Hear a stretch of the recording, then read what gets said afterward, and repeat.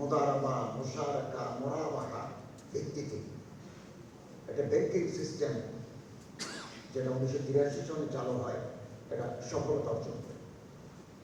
আমি একটা উপজেলার হেডকোয়ার্টারে তথ্য নিয়েছি, 17টা ব্যাংক আছে।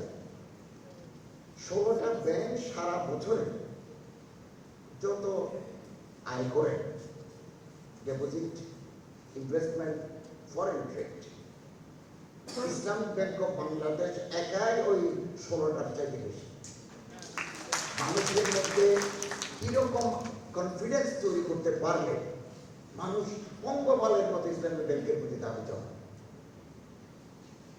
দুর্ভাগ্য, এই ইসলামিক ব্যাংকগুলো একটা নয়, এর উপর শকুনে থাবা পড়েছে এবং এর মূল টাকা তারা লুট করে নিয়ে গেছে। এবং আজকে লিকুইডিটি প্রবলেম, দারিদ্র সংকটে ব্যাংকগুলো হিমশিম খাচ্ছে। আমার মনে হয় এটাও একটা চক্রান্ত, যাতে ইসলামিক ব্যাংকিং করোনা করে মরে যায়, গলা টিপে হত্যা করা যায়, তার একটা সুপরিকল্পিত চক্রান্ত বলে আমার মনে হয়। এবং এই যে ইসলামিক ব্যাংকিং এর মূল উদ্দেশ্য হচ্ছে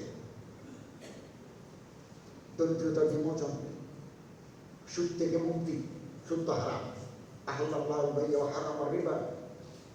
এবং আমাদের নবী করিম সাল্লাল্লাহু আলাইহি ওয়াসাল্লাম ১৫০০ বছর আগে বলেছেন, ইন্না রিবাল জাহিলিয়াতি তাহতা কদামাইয়া মওযুব। জাহিলিয়াত যুগের pagan Times, from the pagan Times আমি রিবাকে, সুদকে রহিত করে দিলাম। শুধু তাই নয়, তিনি যা বলেছেন তা আবার করে দেখিয়েছেন।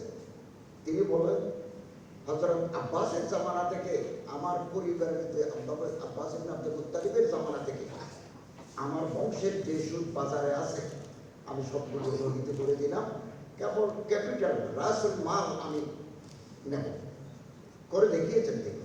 ফলে ইসলামিক ব্যাংক রিবার সাথে, সুদের সাথে কোনো আপোষ করতে পারে এবং একটি জনদরদী সমাজ, কেয়ারিং সোসাইটি করার ক্ষেত্রে ইসলামিক ব্যাংকের বিরাট ভূমিকা রয়েছে।